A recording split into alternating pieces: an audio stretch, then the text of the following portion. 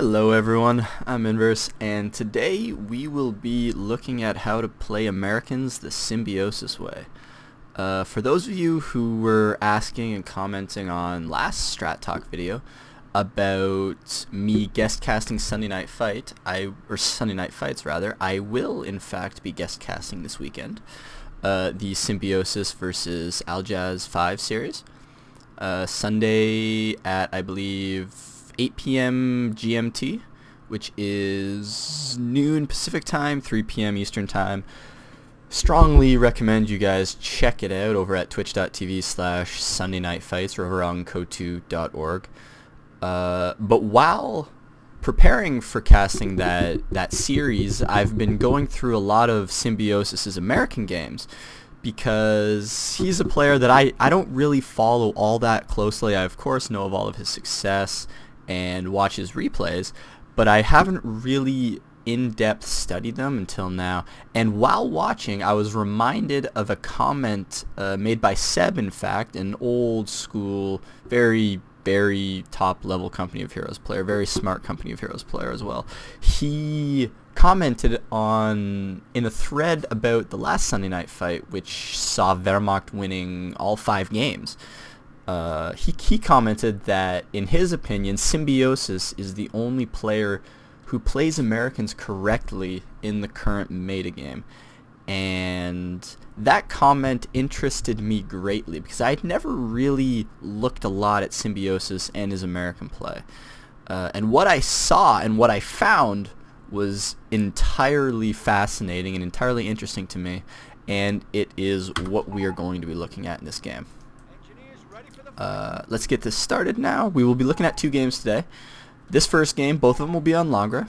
That just happens to be where the 2 games that I pulled my replays from, the 2 replays, the games that they were, or the maps that they were on, rather.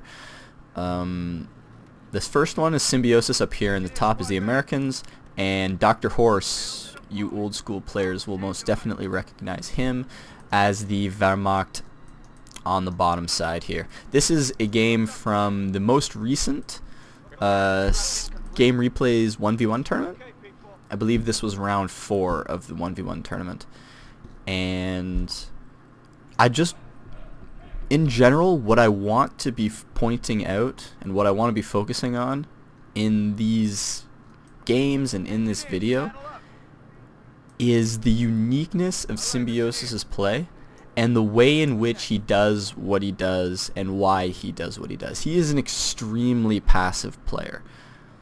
Okay, this is a shift that we've been seeing a lot recently. If you watch the most recent Sunday Night Fight, you will have seen an example of American passive play gone horribly wrong. Aimstrong elected for a very similar style to Symbiosis' style in his 3 American games, and if you watch the series, you know how that went. DevM also attempted a similar style in one of his games and didn't fare too well either.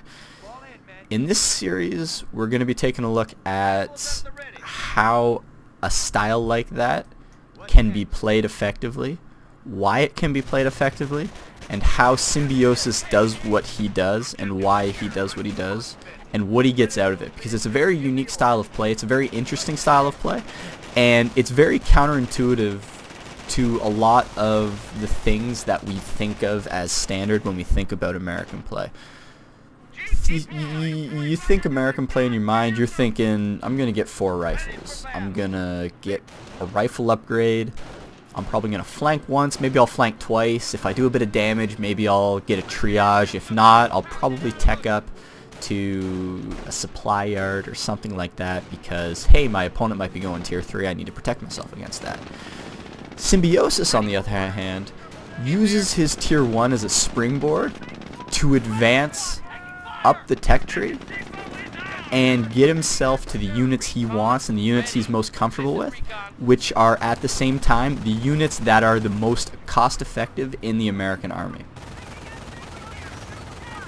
We see, if we look at the tactical map right now, we had a very right side focused capping order in the early game, and while we don't have express aggression. We don't really have, this first rifle squad, he retreated pretty quick.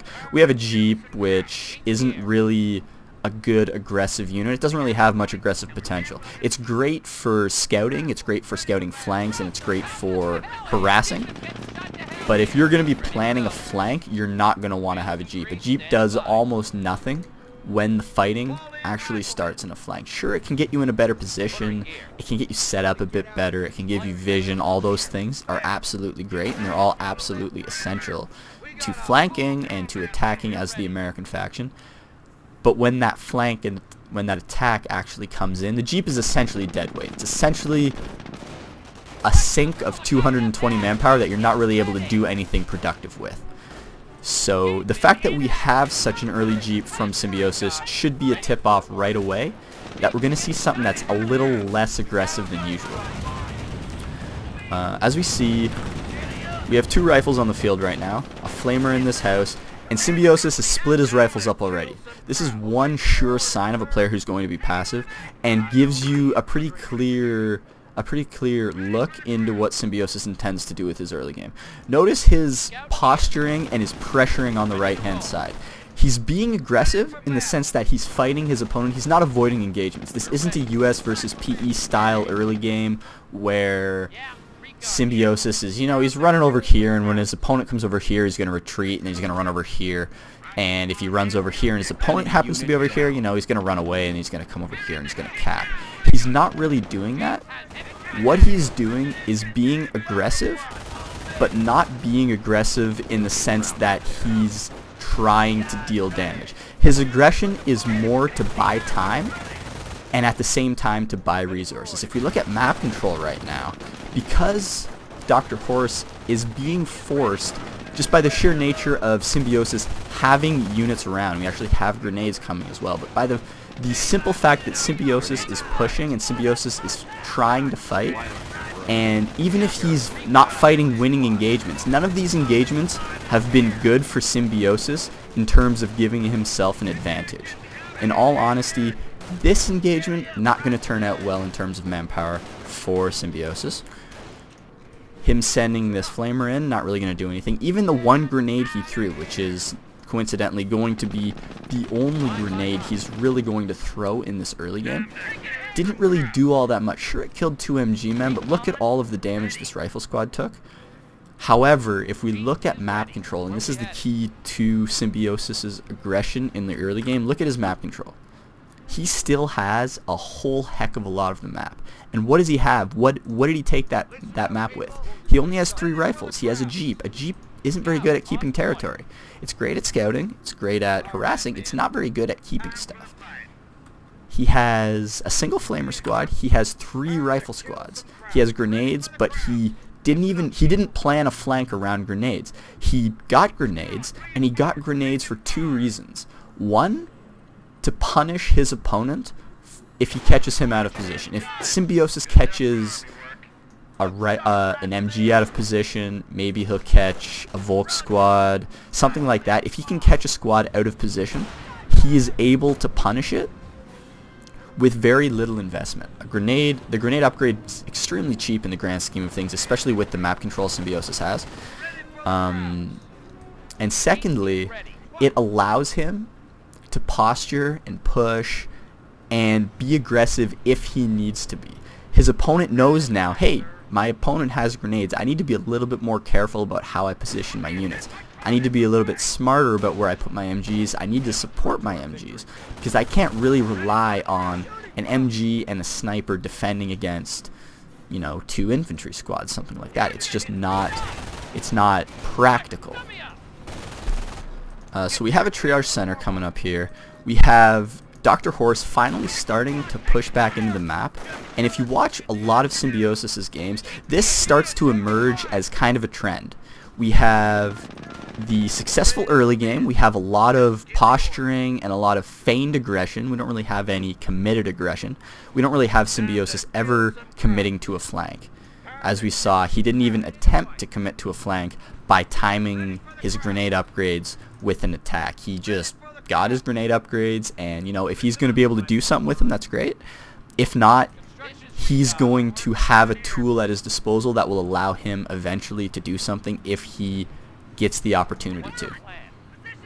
After that early game, and after Symbiosis has secured the manpower, or not the manpower rather, but the map control that he had set out to achieve in his early game with his aggression and with his capping around and capping behind his rifle squads attacking and suffering a little bit of manpower damage. He definitely came out of the early game behind in manpower. But he got himself an excellent situation in terms of his map control, and if we notice right now, he's completely transitioned from attacking and from that sort of I'm going to be aggressive for the sake of keeping my map control to I'm going to harass all around the map. I'm going to send rifle squads down here while at the same time sending a rifle squad here and sending a rifle squad up here. The reason he's doing this is gambling on the fact that, you know, Dr. Horus, he's probably not going to be able to be in 3 places at once. I'm not going to hurt him in terms of manpower, which is what's going to primarily affect things later on in the game. But I am going to force him to move. I'm going to secure a map control lead. I'm going to secure a resource lead. And I'm going to give myself the opportunity to transition into a later game where I have access to cost-effective units. Because as we're going to see a little bit later, I'm actually going to speed things up just a little bit.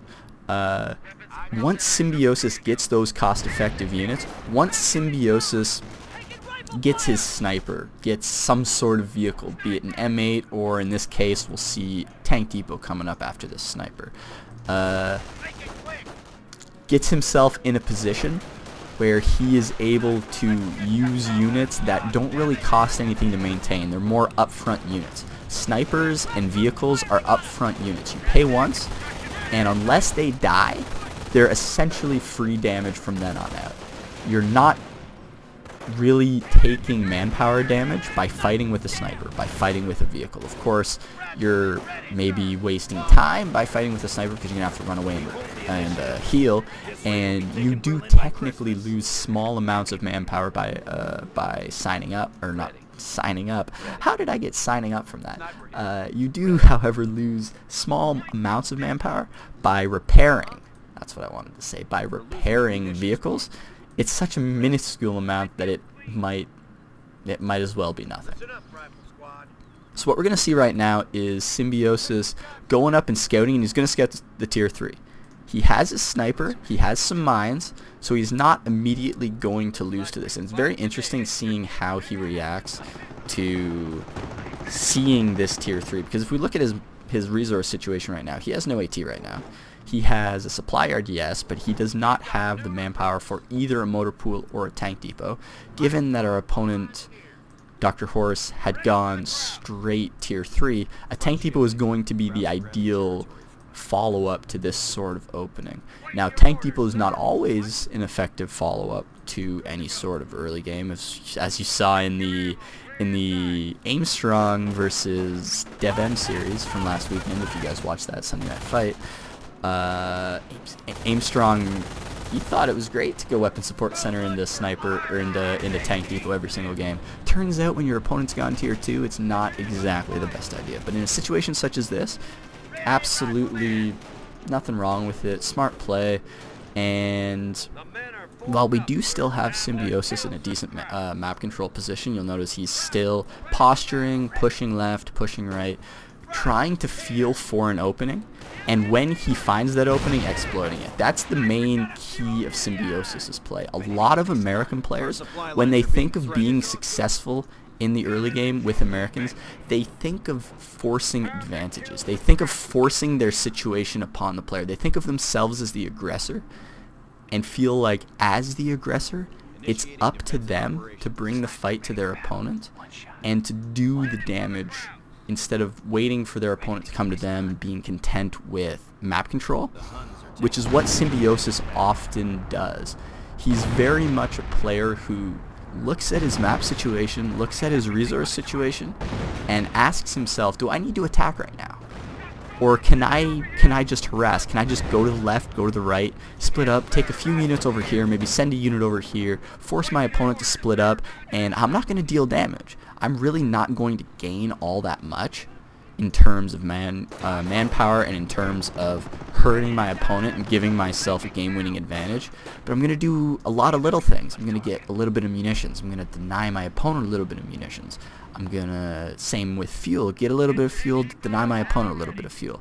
Slow this down, slow that down, maybe speed up something here or there for me, and give myself little advantages so that by the time I get later in the game, which is the phase of the game that Symbiosis is obviously most comfortable with, he gears every single one of his game plans toward reaching that end game in as advantageous a position as possible, and then giving himself the tools to exploit that advantage, even if he might not have a manpower advantage, because he, at this point, has started to acquire and accumulate his cost-effective units. He has a sniper.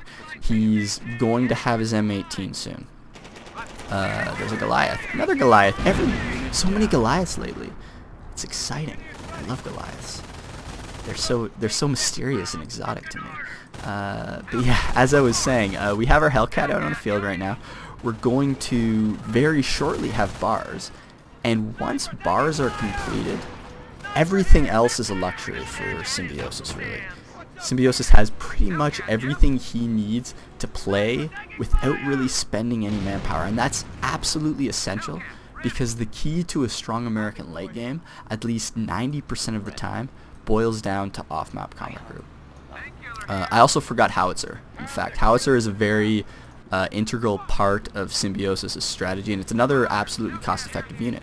You build it once, and unless your opponent can get a Goliath in here, or drop a V1 on it, or get some Panzer Shreks in there to kill it, or even drop something like a defensive rocket barrage on it, it's an upfront investment that gives you a lot of return and can deal a lot of damage to your opponent without really costing you anything after the fact. You're spending that 450 manpower and that 75 fuel, and you're getting a lot of damage for it.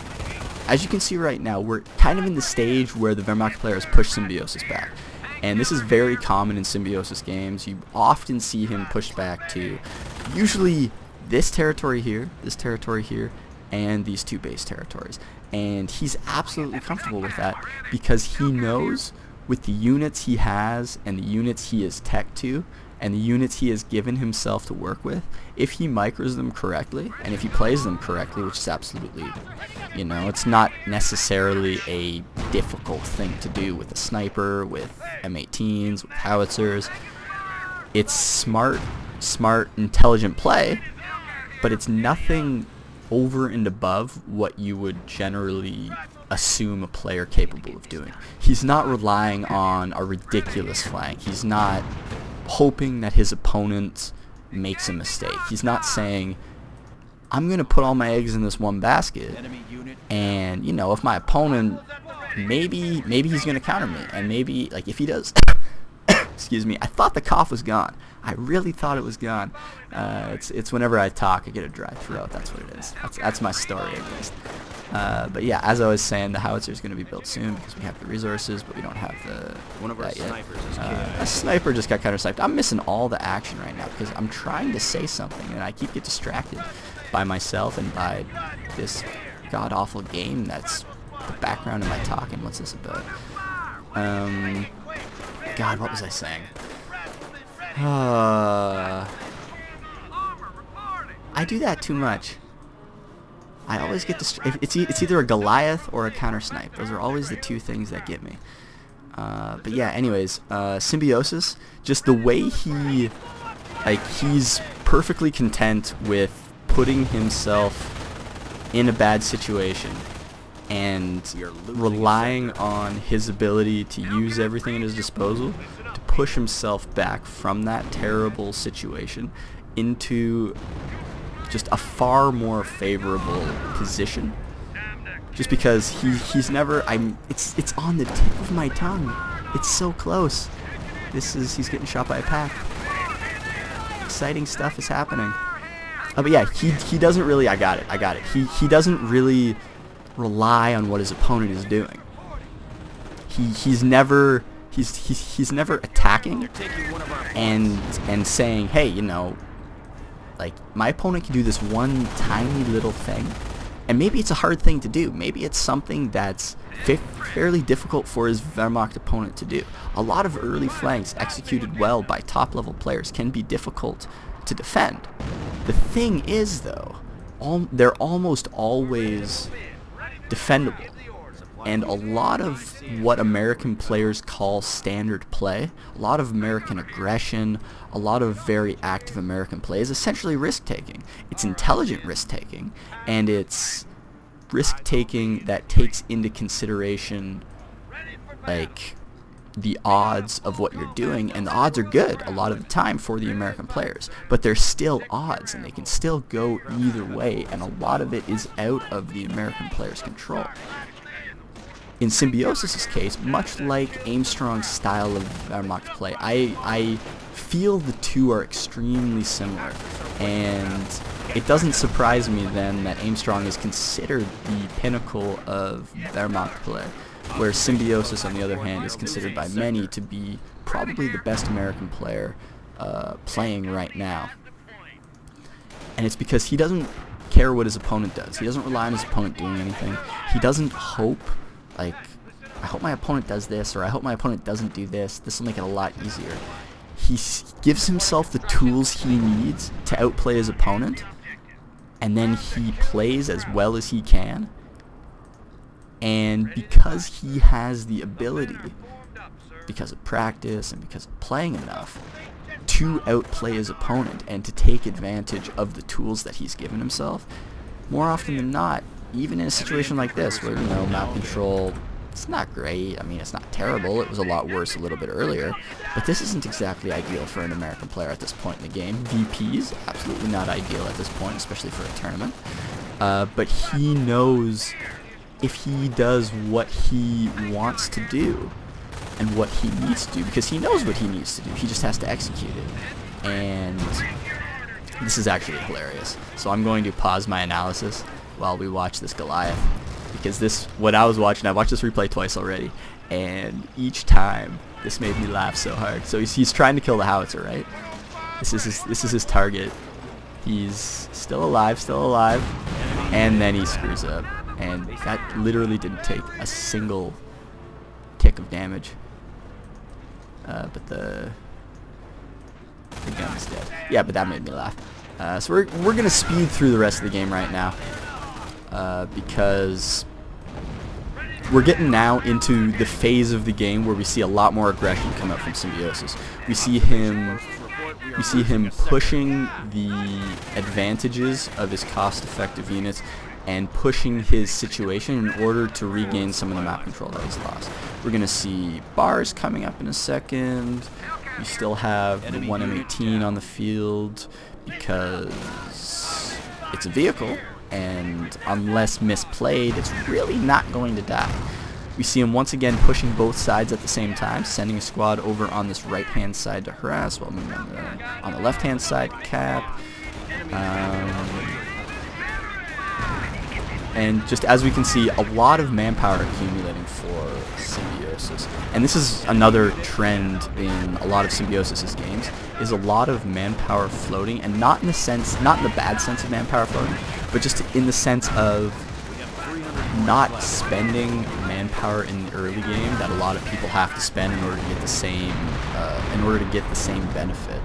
You'll notice Symbiosis in his early game, he had no trouble at all keeping map control, getting the map, doing what he wanted to do with his early game, but he did it with a lot less spent in manpower and with a very cost-effective approach. And those two things combined give him a lot of leeway and a lot of flexibility in the mid-game with his manpower situation. It gives him the opportunity to get snipers quickly and still get AT. It gives him the opportunity later, as we're going to see soon, to get off-map combat groups and to exploit that facet of the American play. And as we see now, when these cost-effective units are finally really starting to come into play. We have a sniper with that too. We've got a Vet 2 M18. We've got Sherman as well. We're pushing over on this left-hand side with bars, which are finally able to at least compete with these Vet 3 infantry units. We have a howitzer that still has been untouched, and even if it hasn't been dealing damage, it's been forcing the Wehrmacht opponent back, it's been forcing the Wehrmacht opponent to retreat, it's been buying Symbiosis time, and allowing him to push forward and get in an advantageous position, which is exactly what he wants to do. And this replay's still going. I thought it was done by now. Off map, yay! Actually, not quite an aim strong level 2 M18 off map, which is always exciting to see. But 2 AT guns definitely not bad either. He's gonna like stack them on top of each other though, which pained me to see the first time. I've kind of gotten used to it since then, but still, this is like asking to get completely destroyed. We're gonna cut that game off right there. Symbiosis does win, and we're gonna jump into game number 2. I'll see you guys in a bit. Alrighty guys, welcome back. Let's jump into game number 2. This is going to be a game between Symbiosis and Seth. This is from one of the Sunday Night Fight qualifier tournaments. I want to say it was the qualifier tournament that Symbiosis won, but I'm not exactly positive. This is from, I believe, the semifinals of that tournament.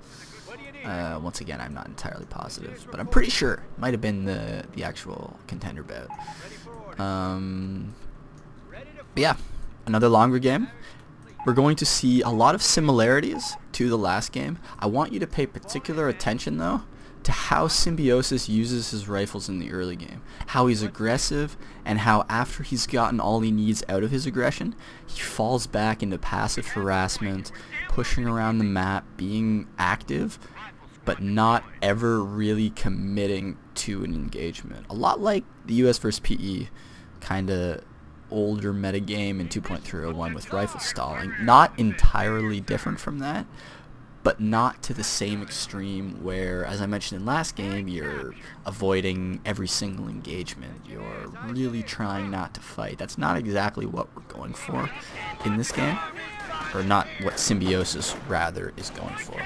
We have the Jeep again, and the Jeep is going to be fairly active as well, as usual. We have the very heavy, aggressive push on the right-hand side, which we had in the last game, but we have a 2-Volk start this time from Sefa, and this is more than enough to overwhelm this this opening. I'm going to slow this down a little bit just to point out, look at what's going on over here, okay? An engineer's capping this point. This rifle squad, that rifle squad's losing that engagement no matter how much this Jeep pushes, okay? And Symbiosis knows that. Symbiosis absolutely knows, hey, this rifle squad could do two things right now. I could retreat early, and I'm going to save myself manpower, and I'm going to save myself health on my rifle squad, and I'm going to have to retreat anyways, so I'm not really losing any time. In fact, I'm going to be able to get this rifle squad back on the field quicker, because I might not have to reinforce as much. He's retreating earlier, so he's necessarily going to be back on the field a little bit earlier. Instead, he decided to sacrifice a little bit of manpower, sacrifice a little bit of health, and completely deny his opponent the ability to harass this engineer squad. You'll notice the 2 Volks, because the rifle squad, the next rifle squad, followed up that first rifle squad, and primarily because that first rifle squad sat around long enough to take a little bit of damage, but to also deny Sefa the opportunity to push into this right-hand side. Not only was Sefa not able to deny this cap, he wasn't even able to secure his own cutoff up here. And it's that kind of intelligent aggression in the early game that makes Symbiosis such a good American player, because he knows exactly when he should be sacrificing manpower for time, when he should be sacrificing time and territory for manpower, and the balance between the two. Because even in situations where it might be good to sacrifice a bit of manpower and get a bit of territory in exchange, do that too much and you put yourself in an uncomfortable situation as it is, because you're giving yourself a very large deficit, as opposed to right now we have, it's a little bit of a manpower deficit, but once again, look at the map control. all 3 fuel points in this game, far more dominant even than last game, against a player who's arguably in better shape right now, Sepha, than Dr. Horse is, or at least was in the last tournament. Now, instead of grenades this game, we're going to see bars, which is inherently a more aggressive tech. But as we notice right here, Symbiosis, he isn't waiting for bars. If he were really attempting to commit to the bar upgrade and to attacking with bars, he wouldn't have planned an attack like this. It's as simple as that. He's got engineers up here. He's got enough fuel for a flamer, but he hasn't made one. Instead, he's planting mines. He had a rifle squad over here that was low on health and wasn't even attempting to get into the engagement. He fought in the middle with 2 rifle squads in poor positions that were already suppressed before bars had popped. But with the way Symbiosis is playing this right now, that's absolutely fine. There's nothing wrong with that, because look at what he gained for that. If he had waited, his opponent might have had the opportunity to push forward, to cap a little bit, but because constant aggression was applied, even though it cost manpower, he was still easily able to secure the map control advantage. And yes, he's going to lose a little bit of it right now, because after that rifle upgrade is the time Symbiosis transitions from early game investing in immediate units and useful tech for holding and contesting that territory, which is building the rifles, getting the bar upgrade or getting the grenade upgrade, getting getting flamers, stuff like that. He's transitioned now into focusing a lot more on his tech. He got that triage center, which does a little bit to mitigate that early quote-unquote reckless aggression that you could call him as having. Attacking, knowing he's going to be losing stuff, but knowing as well that he's going to be gaining map control and gaining map presence in the process. Another big hint that Symbiosis is transitioning from his aggressive, I want to contest the map posture to a far more passive, I'm teching, leave me alone kind of posture, is these 2 rifle squads right here. If Symbiosis is being aggressive, he's not sending a rifle squad to cap this +5 and a rifle squad to cap this +10. He's sending engineers to cap those, and he's sending a rifle squad onto the field. Instead, he sent his minesweeper on the field, which can't fight at all. A minesweeper's not going to deal any damage. Half the time it loses to a vanilla pioneer, for God's sakes. He sent this engineer out here to obviously look for mines, but to assist in harassment with his Jeep, because right now his Jeep's not really doing anything. Chances are, it's almost 8 minutes into the game, Sepha probably has the tier 2 upgrade at this point. In fact, I would almost guarantee it. If Sepha did not have the tier 2 upgrade at this point, I would be extremely surprised. So this Jeep loses a lot of its aggressive potential, which it didn't really have much of in the first place, obviously, but it can't really push now, because if it gets too close to a Volk squad, it's going to die. It's going to get Fausted. It's probably just going to get focused down because of just the sheer number of units that Sepha has right now. Which is another thing I wanted to point out that I neglected to mention last game, because you can kind of look at this early game, and you can look at Symbiosis' map control in the super early game, and you can say, you know, this is a bit of a step back. And even if it's not a super, like, extremely detrimental, you know, Sepha's been able to take this point back. He's neutralized this point. He's pushing into the middle a little bit, and he's gaining a lot of his map control. And for a lot of players who look at that and say, you know, what's happening? Symbiosis, he had this great advantage. Why didn't he push it? Why didn't he commit to trying to end the game a lot quicker? He had the advantage in the early game. He played a brilliant early game, even with the suboptimal amount of resources that Symbiosis put into his early game. He did an excellent job of keeping the map, of gaining the map, of doing damage here and there. Like, why is Sepha all of a sudden able to push back in? And the main reason is because of that big kind of all-at-once shift from, I'm being aggressive, I'm attacking you, I kind of seem like I'm reckless, I'm kind of, you know, I'm everywhere, I'm harassing you a lot, but I'm also trying to force fights, even if they're fights that I know I'm probably not going to win, just because I want to suck up your time and I want to slow you down as much as possible. There's a transition from that phase to I'm sinking all my resources, all my time, and all my money into teching up. We get a triage very quick right after bars, which is a tech as well, of course, don't forget. We get a triage really quick, then we get a supplier really quick, then we get a motor pool, and then we get an M8 in this situation very quickly. And those are a lot of resources being spent on something other than the ability to attack. And that's one of the main reasons why Symbiosis in a situation like this tells himself, you know what, I'm not even going to bother.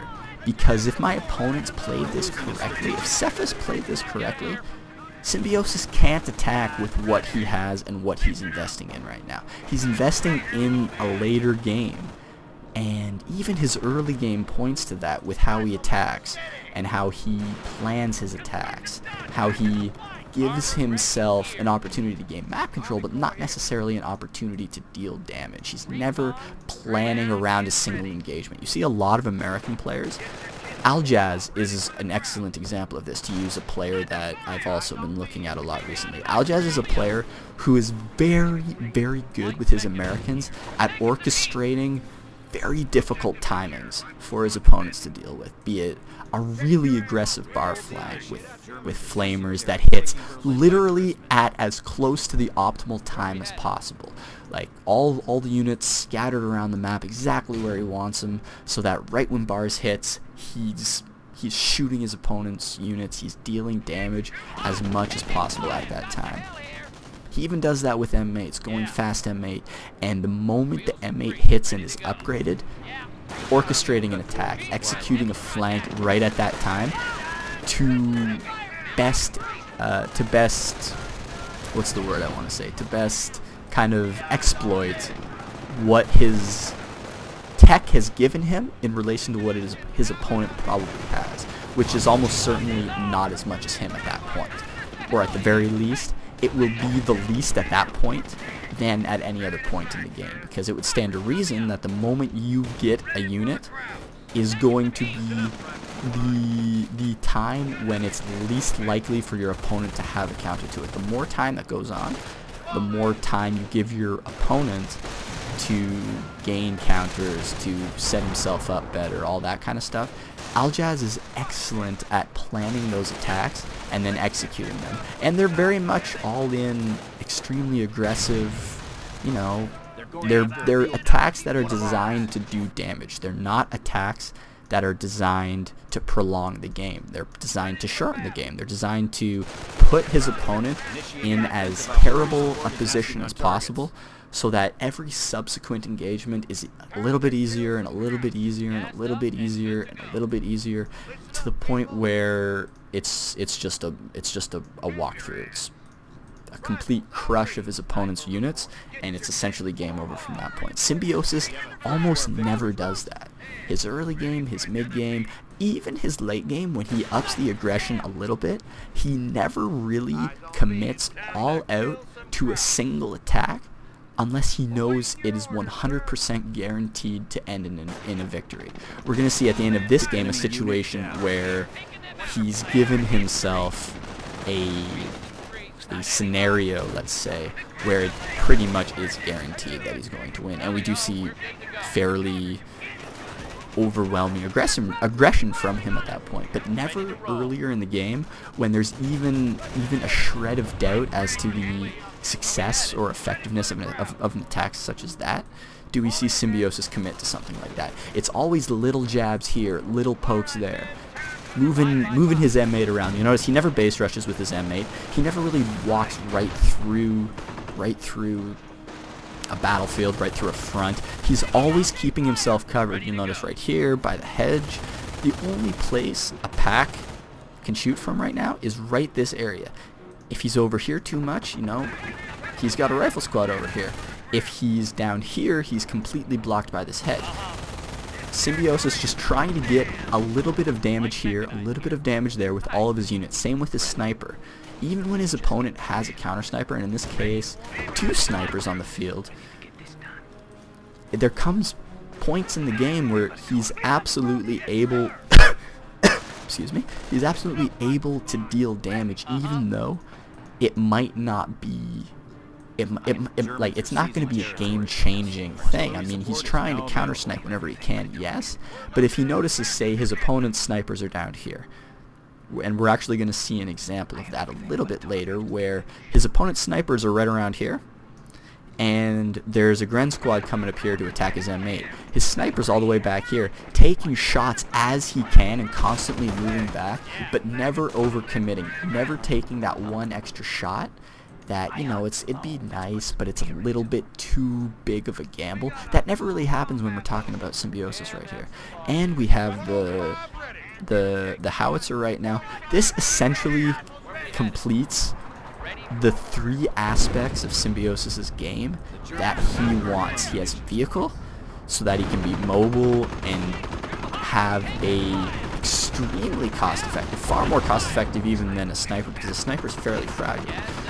A unit that's able to be mobile around the map and deal damage at the same time very quickly. He has a sniper to both dissuade his opponent's sniper from attacking and to deal cost-effective chip damage at the same time.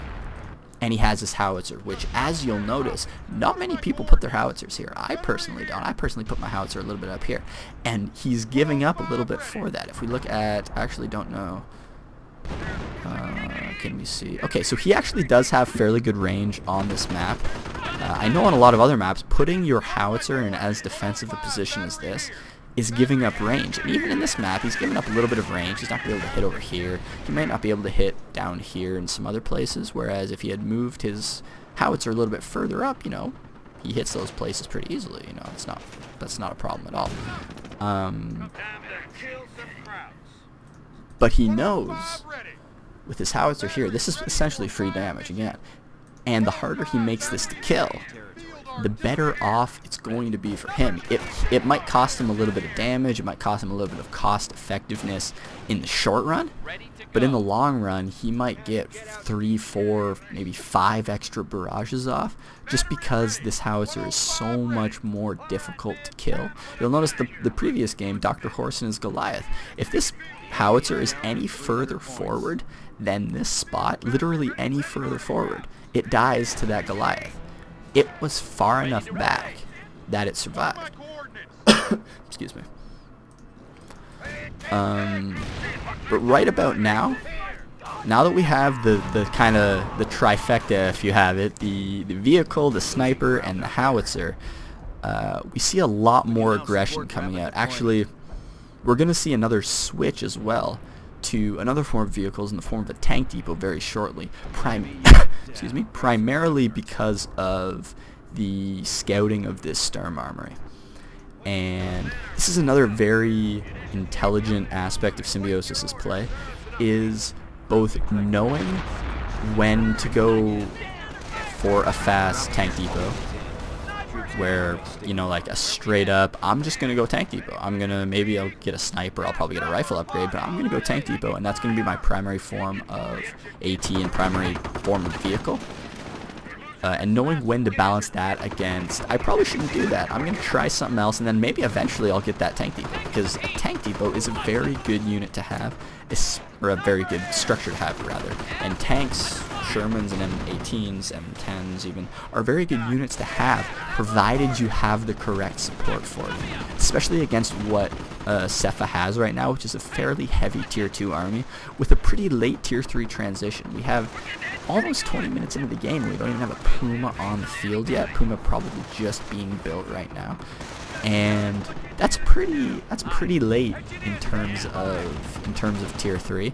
That means there's a fairly solid backbone of Tier 2 units for Cepha to exploit against any sort of tank depot units. And against something like this, fast tank depot just would have simply been a mistake. It would have been a bad idea. It wouldn't have made much sense, and it wouldn't have given Symbiosis anything that his M8 wasn't already able to give him. But seeing this Tier 3 transition and knowing, hey, I've got everything. Oh, that was close. I say that like I didn't know. I've already watched this game. What was I saying? See, getting distracted again. It's always the snipers. Always the dumb snipers. But yeah, having the proper support for the tank people makes all the difference. Makes it infinitely easier having a howitzer to shoot at packs, having an M8 already to deal additional damage to Panzerschreck's Grenadiers, having a sniper to both deal damage to Grenadiers and snipe packs. Things like that make it infinitely easier to deal with any sort of tier 2, tier 3 transition with tank depot, as opposed to going straight tank depot and you maybe don't have a sniper, or you're not in as strong of a position because you're spending all your manpower and you're spending all your fuel on that very early tank depot. You're probably not going to be able to afford this howitzer, and if you do, it's going to be a lot later, and it's going to come when maybe you've lost a unit or two. You're not in as dominant a position as you perhaps could have otherwise been, and as dominant a position as Symbiosis has put himself in this game. He has essentially everything he needs to counter what his opponent is doing, and he always has units in the correct positions. This is a very important and interesting thing to note about Symbiosis' play as well, is it looks like and it feels like everything he does is the one thing his opponents wouldn't want him to do, because you all know that feeling. You do something, and in the back of your mind, the one thing you're thinking is, man, I hope my opponent doesn't do this one thing, because like I'm pretty well covered against this and this and this, but if he does this one thing, if he sends this one unit over here, this just be so annoying, and it's not going to help me, and it's probably going to be bad for me and stuff like that. Symbiosis seems to always know that one thing and always work to exploit it. Moving this M8 team down in here, shooting at the med bunker, forcing units out of position, forcing units to relocate, pushing an M8 up here, but also supporting it with infantry. Always having a contingency plan for anything he decides to do, and always trying to get the most out of every unit he has at any given time. Never really keeping anything idle, and if he is keeping something idle, he's keeping it idle for a reason, and he's doing it because maybe it's not safe enough to move around with that unit. Take, for example, this M18. Pushing forward now, after dealing that little bit of damage, probably a bit dangerous, especially with the howitzer on cooldown, being that it had just shot right now. With the howitzer off cooldown, maybe you take a little bit more of a chance knowing you have a howitzer shot available to decrew that pack if it ever does reveal itself. Also, once he gets 150 munitions, knowing that at the same time, I have a howitzer shot. I can be a little bit reckless because I have a backup.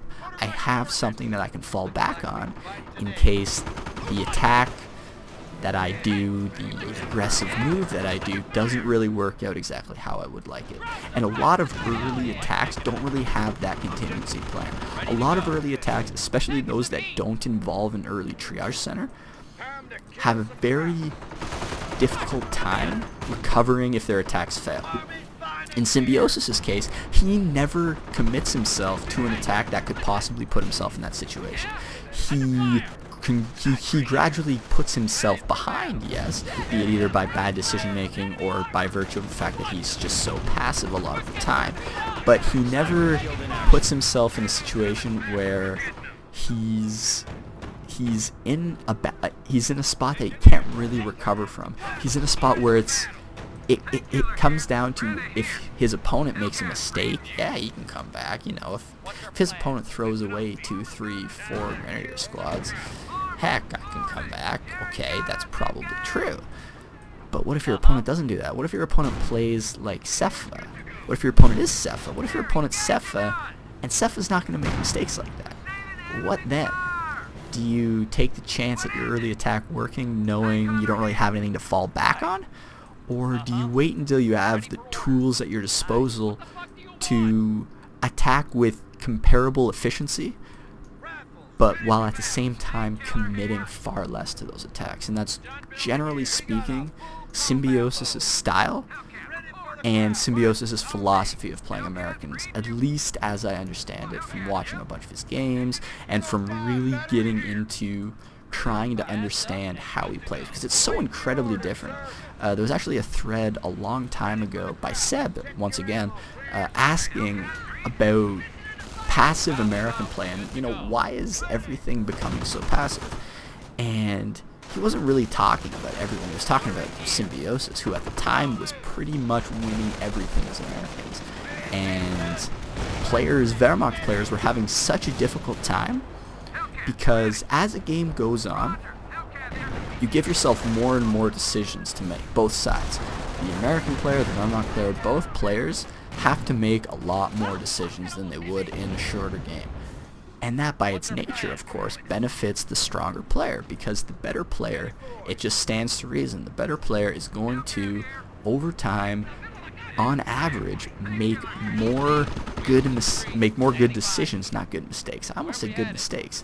There is such thing as a good mistake, but that's not exactly what I was trying to get across.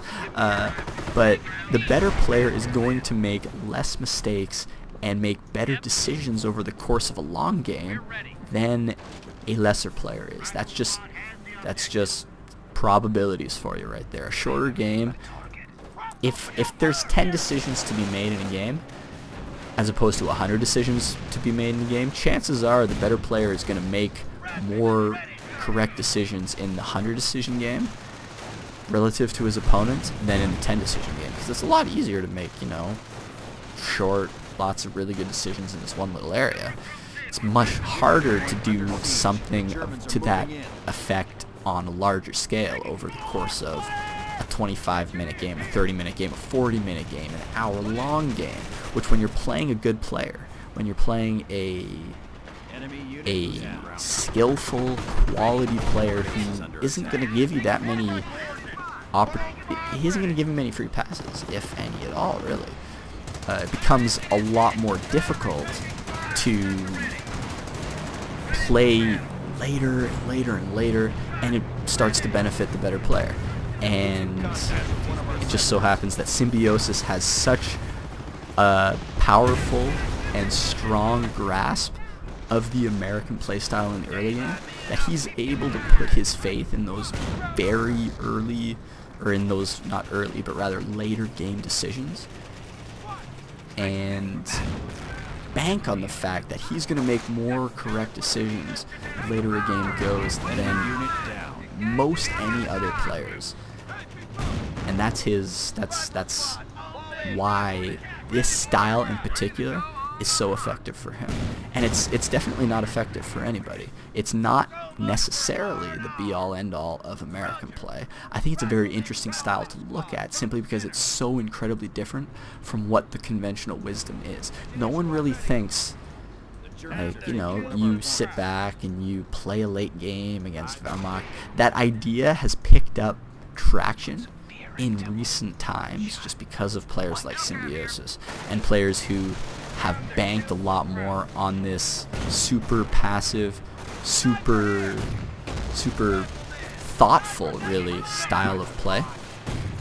But then you see Aimstrong try it, and you see how it just doesn't seem to flow. It doesn't seem to work.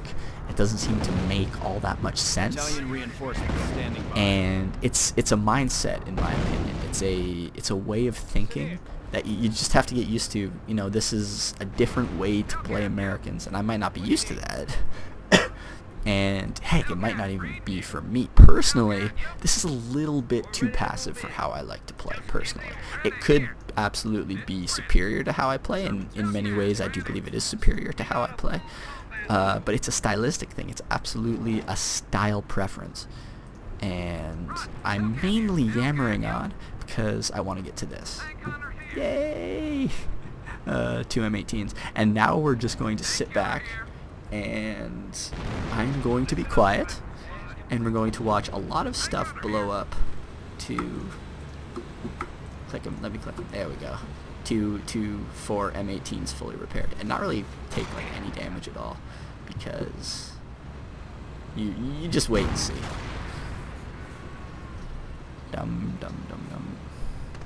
This poor guy, his buddies are lagging behind. But yeah, there's vehicles around here. I don't know how effective they're gonna be. But as you probably guessed, this is going to be the end of the game, because there are only 70 VPs and there's a lot of death happening right now. This thing's gonna die in a second. That thing's about to die because that's a lot of M18 shooting stuff. That thing dies. This thing dies. This thing is about to die. Die! Maybe. Maybe not. DPs are being capped. No, I shouldn't select that. And that's the end of the game. Yay! So I hope you guys enjoyed this. As always, if you have any questions, comments, stuff like that, I always look here. I always read everything, even if I don't respond to everything. I am streaming a lot, once again, over at twitch.tv/UbersTV, so check that out. Follow me on Twitter if you want to know when I go live. I always post on Twitter whenever I go live, whenever I go live with streaming. I will also be casting, or guest casting rather, Sunday Night Fights this weekend. Sunday, 8 p.m. GMT, noon Pacific time, 3 p.m. Eastern time, over on twitch.tv/Sunday Night Fights. I strongly implore you to come check it out. It will be Aljaz going up against Symbiosis, and you'll get to see some of this American play, hopefully, in action against a fairly solid Wehrmacht player. In fact, I am going to, right after this video, be recording a video analyzing a little bit of Aljaz's very unique Tier 1 Wehrmacht play. And I think you guys should check that out as well, because it should be very interesting. Thanks for watching, guys. I'll see you next time.